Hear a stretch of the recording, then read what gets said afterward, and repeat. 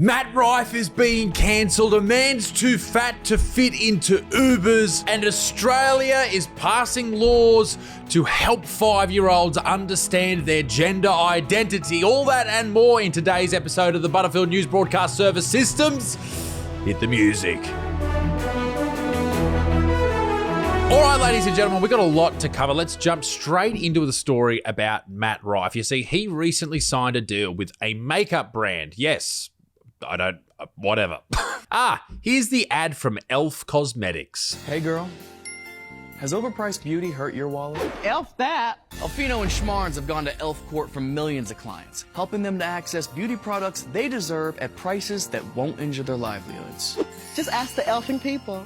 I know a thing or two about red flags. And pricey makeup, you deserve better than that. You may be entitled to benefits. Let's get you those eyes, lips, funds. Find out what your case. Hang on, this is what they're mad at? Call us at 1-855-COLD-HARD-LASH. That's 1-855. This is what they're mad at? 273. Okay, so I thought that for some reason Matt Rife had been like, I don't know, he's promoting makeup. But no, he's just an extremely famous comedian. He is massive, Matt Rife. He sells out everywhere he goes. Madison Square Garden, doesn't matter. Massive. He is very popular amongst women. Now, the female demographic for comedians is a very hard one to hit because normally the sense of humor, the crossover between a sense of humor and being a female is really tough to bridge. But anyway, Matt Rife, the thing that people get wrong about Matt Rife is he's very, very funny. And I know a lot of people, they don't love crowd work or they see everybody doing crowd work. He was one of the first to really post about it and he got huge from that. But he has the comedic history to back it up. I've seen him live and I've seen him do 20 or 30 minutes without any crowd work and he's an absolute killer. He's very, very good. So I like Matt Rife. Now, he got in trouble not too long ago because he went out and he did a very naughty joke about domestic violence. So this was it. I've only been to Baltimore one time. I ate lunch there, and the hostess who seats you at the restaurant had a black eye. A full black eye. And it wasn't like, what happened? Yeah, it was pretty obvious what happened. And we couldn't get over the fact that we were like, this is the face of the company? Like, this is what you have greeting people? And my boy who I was with was like, yeah, I feel bad for her, man. I feel like they should put her in the kitchen or something where nobody has to see her face, you know? And I was like, yeah, but I feel like if she could cook, she wouldn't have that black eye. And I guess this is the problem with posting crowd work. Often crowd work is fun and jovial and silly and maybe a little bit rude, but not too bad. And then you go out and do your actual material and people freak the fuck out. I think that's what happened here. Because Matt Rife's been doing, risque humor for his entire career. But a lot of people didn't know that about him. Cut to now, and he is getting enormous backlash after being featured in this ad because of the joke that he made about domestic violence. This video is probably not going to be very good for business, but you know what's also not good for business? Choosing to have the face of your campaign be a man who openly jokes about violence against women. Okay. I don't know who this lady is. This is Julie Clark, and she's got 7.2 million views on this video. 872,000 women pressed like on this video. So obviously she hits the mark when talking about Matt Rife. But here's the thing. She and everyone like her and people who just don't get humor, they cannot seem to grasp the idea that there is a difference between what someone says on stage and how they actually believe. You cannot laugh at someone saying something horrendous if you know that it's a reality in their mind. If Matt Rife was and he's not obviously, but if he was an abuser and he was in the papers and in the magazines and on social media that he had abused his last partner and beat the shit out of her, didn't happen, okay?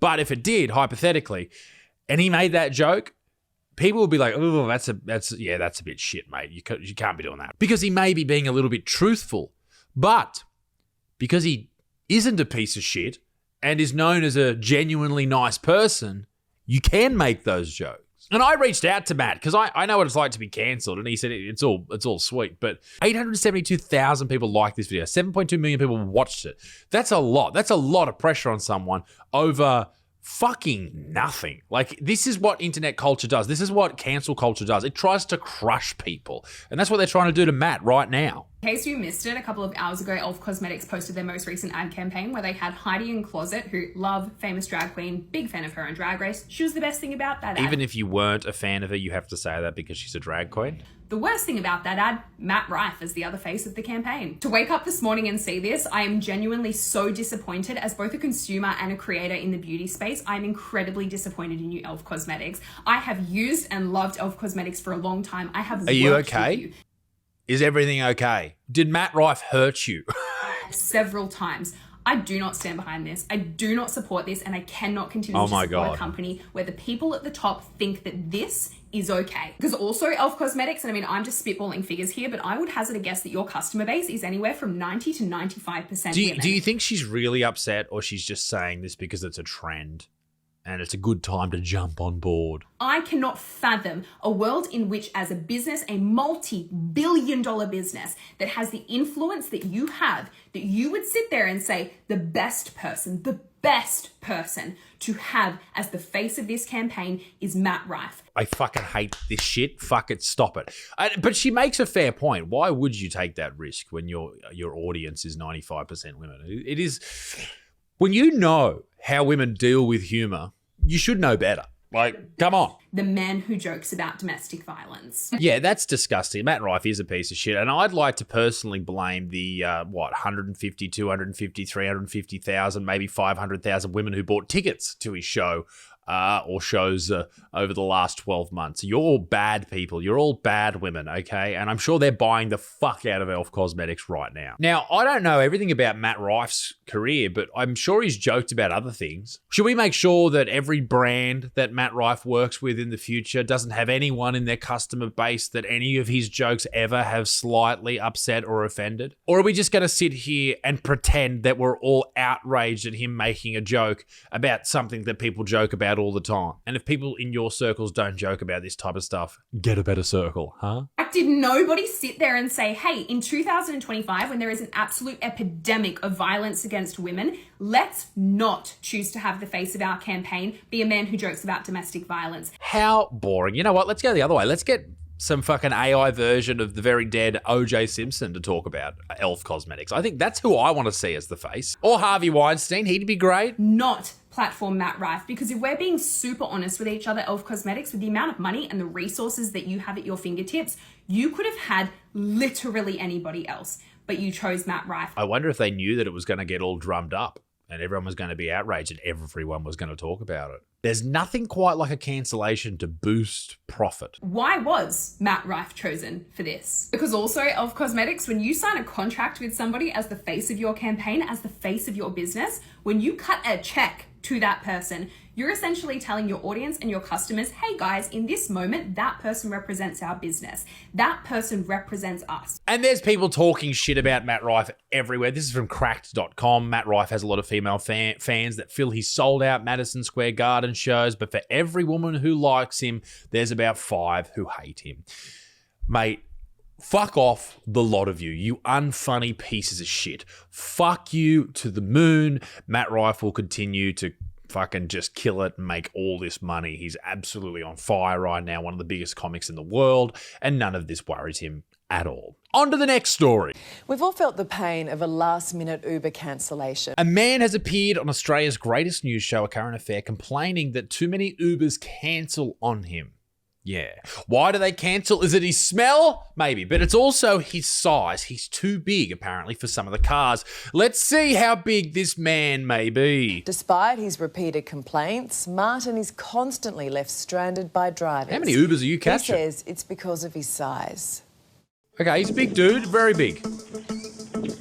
Martin just wants to get Without from going to A KFC. to B without being judged for his weight. It's not good enough. I deserve to live life with independence and respect just like You don't everyone deserve else. anything. No one deserves anything. Stop thinking you deserve things. No one deserves shit. He says he's been repeatedly refused Uber rides for years because of his size. He's not, like, he's very big, but he's not that You're big. saying you're not taking me. According to Martin, drivers show up and when they see him, cancel the ride. No, I guess he's not Yes, going to I fit in say there. I'm not taking you.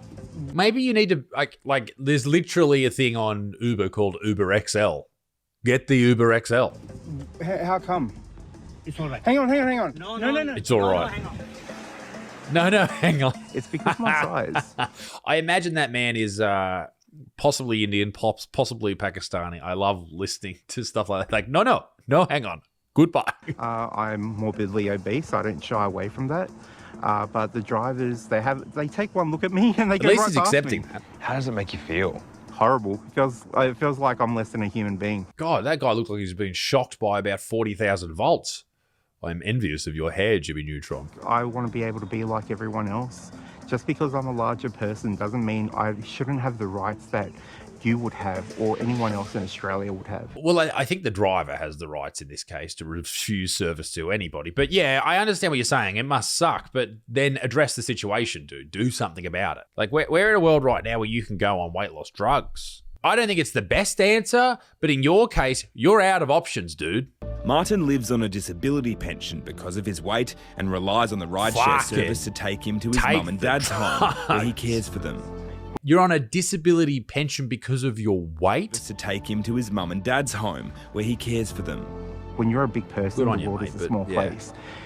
When I have to go to the shops, when I have to go to appointments, I always have to scout around first. I always have to see if they will have seats with sides, whether they will be able to accommodate someone that is larger to sit down. Listen, this all sucks, but it is by your choosing. You choose to feed yourself too much, and you've done it over multiple decades. Like, what do you want us to do as people? Like, there's nothing that we can do to stop you eating. I can't even go to a hairdresser's. I have to cut my own hair. He says the constant rejection is robbing him of his independence. It's like the entire world is looking at me. They are the calves I want, to be honest. I have to worry about if I eat in public, what are people going to think, you know? Kids are going to be snarky because they see someone large and they don't understand. But just because they don't understand doesn't mean it doesn't hurt any less. What do they not understand? Like, don't get me wrong, you don't... To someone's... I'm only doing this because he's making it public, right? But you don't go up to someone in public and be horrible to them. That's not cool. In a statement, Uber told A Current Affair, Uber has a zero-tolerance policy towards any form of discrimination. We work to inform driver partners about those standards, hold them accountable for their actions. But is this discrimination? Like, I understand that if you were a piece of shit to the guy in the car, but if you don't fit, then you don't fit.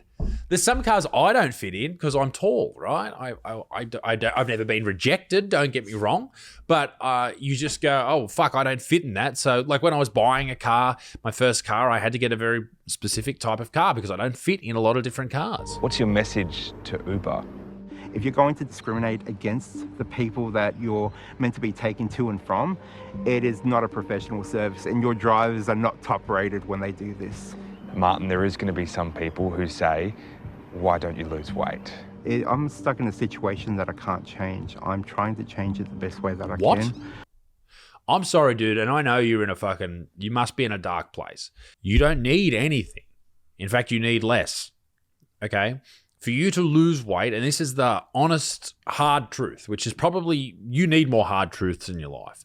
You need to eat less food over a long, long period of time. Mix in a little bit of walking, and that will be the start of your weight loss journey, okay? And you can add more to it as you go, or you don't have to, whatever.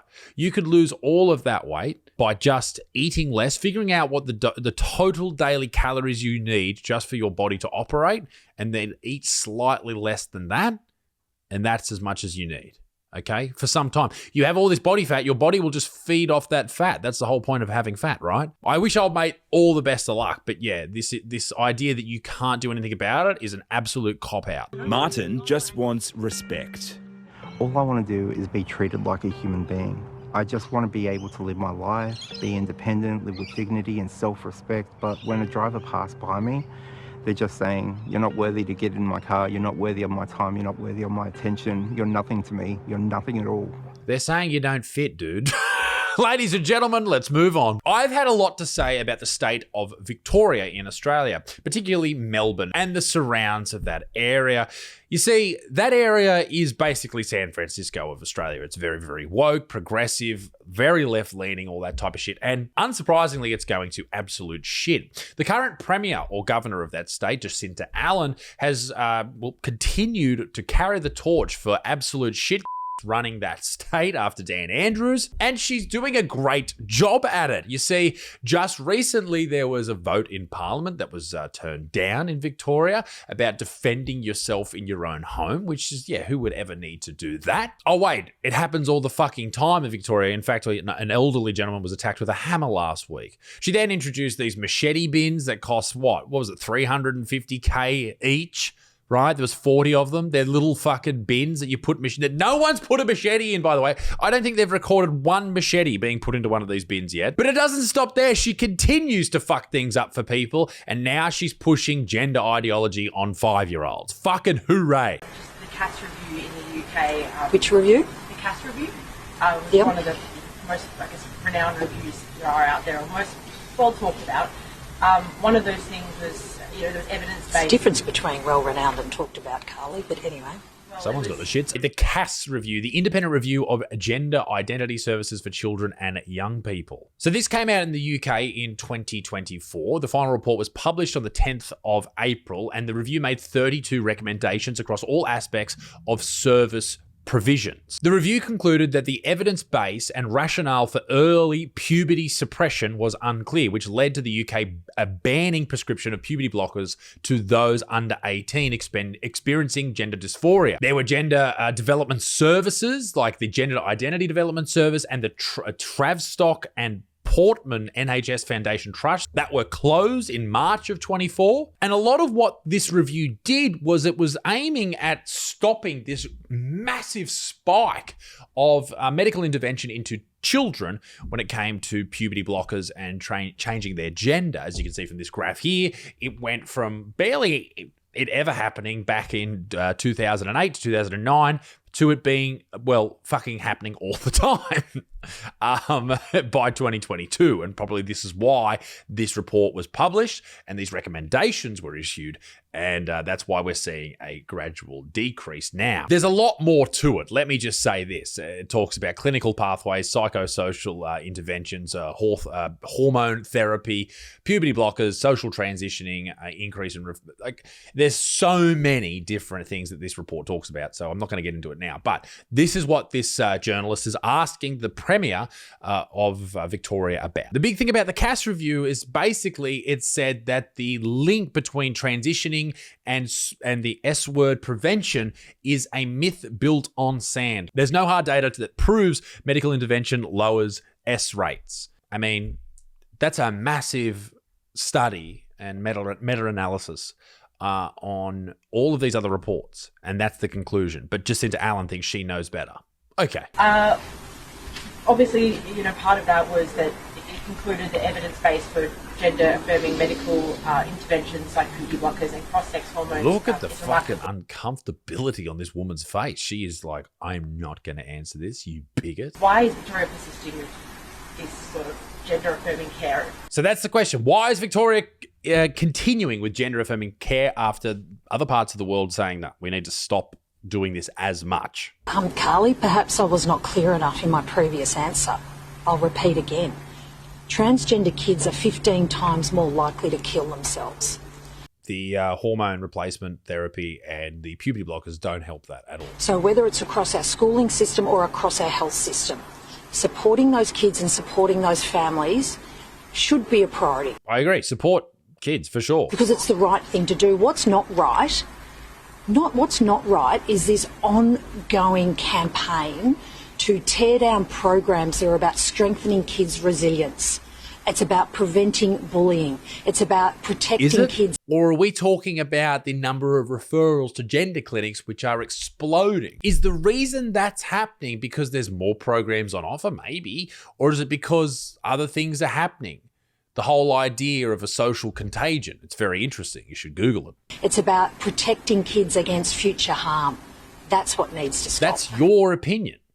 But in fact, it seems that the evidence is pushing the other way. It is more harmful to encourage children to have medical interventions at a very young age. If you're 18, fucking go for it, but you're not. you're a child under the care of your parents. I wanted to quickly jump to the Return Service League, the RSL here in Australia, and a story you probably didn't hear about, but basically the Australian government has decided in their infinite wisdom to cut funding to the Salvation Army when it comes to supporting Australian troops in the field. Now, the Salvation Army has been involved in the Australian Army for a very, very long time, in fact, over 100 years. I want to tell you why they're so important. They were there to boost morale. Back in the day, 100 years ago or so, they would actually make cups of tea, cups of coffee, look after the soldiers in the trenches. They'd be there in the trenches with them. And they're there to provide morale, look after these soldiers. And when the amount of soldiers that end their lives when they return from service or they leave the service, when those numbers are so high and we're cutting funding from things that help them, we should be absolutely just fucking filthy at that. We should be very, very angry because that is a disgrace. To end this news report, though, ladies and gentlemen, I have something exceedingly important to talk about. In the UK right now, in Britain, they've decided that the best way to help police the streets isn't by giving guns to police officers. That would be silly. They've decided to have undercover ladies running along running tracks trying to stop people, or men really, wolf whistling at hot women. No, really. That's a real thing. These women aren't friends out for a run. They're actually undercover police officers. That's taken to the streets in Surrey as part of a new operation. How long do they run for? Like all day? And trying to stop people catcalling and harassing female runners. We get honked at, the staring, the hanging out of the window just to look at us, and it's so yeah, I'd like to actually throw to our street reporter, Little Dixon, my wife, and what she thinks about getting wolf whistled at. Listen, when I go for the occasional jog, slap on the Lululemons, got my hair in a pony, and a tradie gives me a toot, I don't find it offensive. I'm fucking flattered. I've been farting on the run, I've had my pre-workout, I've got Ice Cube in my ears, and some 18-year-old wants to give me a fucking toot, go off. You know what? Do me a favour. I think it's bloody disgraceful. These women don't have anything better to do. Like, honestly, some of us actually just want a bit of a fucking ego boost. Thank you, Little Dixon. Well said. And police teams are ready to intervene the moment the officers are beeped at, followed, or shouted at, pulling people over. Those kind of behaviours may not be criminal. Hey, so if they haven't broken the law, why are you pulling them over? Like, don't get me wrong, don't do it. Don't be a dickhead and scare people, but why are you pulling them over? And of course, the people that are likely to commit the those UK kind of, is fucked, behaviours, man. You know, they may then go on to commit more serious offences. Serious behaviours. They may go on to commit more serious. That's an outrageous thing to say. You don't know that. You don't. What the fuck? What? Because a dude. How many men watching this have never wolf whistled at or beeped at or gone, oh yeah, how you going, to a young lady when she's running, particularly when you're a young dude, all right? I know when I was 18, listen, I'm not proud of it, but I'm sure I didn't pull my dick out. I just said, hey, go on, baby. Hey. And she married me. You know, sometimes it works, but don't do it. It's not cool, and it does make women feel very uncomfortable, but you shouldn't be fucking pulled over for it. Ladies and gentlemen, that's it for the news report. I hope you've enjoyed your time here. It's just been fantastic having you with us. Make sure you check out the Patreon. Make sure you check out the tickets to my show over in the United States. And also, be a good motherfucker. Peace in the Middle East. Be Dick Stinks. Toodaloo au revoir. Bye-bye.